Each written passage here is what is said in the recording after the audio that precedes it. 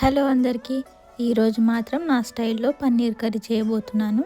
పన్నీర్ కర్రీకి కావాల్సిన పదార్థాలు ఏంటంటే ఒక 5 పచ్చిమిర్చి, 20 వరకు కాజు, 2 ఆనియన్స్, 2 టమాటో, 2 వెల్లుల్లి, కొంచెం జీలకర్ర, కొంచెం ఆయిల్ స్ప్రే చేయాలి, కొంచెం పసుపు.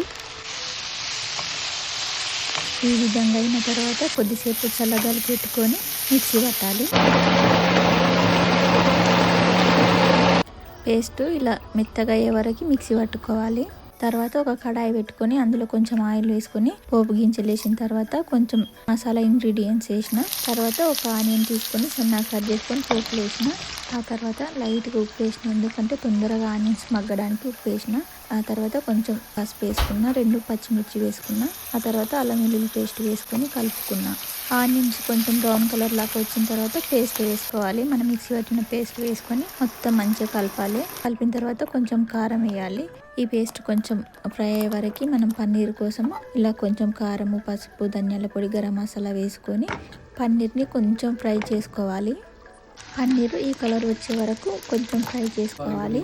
తర్వాత ఆ పేస్ట్ ఫ్రై అయ్యే పేస్ట్ ఉంటుంది, అందులో ఈ ఫ్రై చేసిన పన్నీర్ ముక్కలు వేయాలి. వేసిన తర్వాత కొత్తిమీర వేసి కొద్దిసేపు స్టవ్ పైన అలానే ఉంచుకోవాలి. ఏ కర్రీలోనైనా సరే కొంచెం ఆయిల్ తేలినట్టుంటే ఆ కూర టేస్టీగా బాగుంటుంది. ఇలా ఆయిల్ తేలిన తర్వాత స్టవ్ ఆఫ్ చేసుకోవాలి. చాలా బాగుంటుంది. నా వీడియో ఎలా ఉందో చెప్పండి.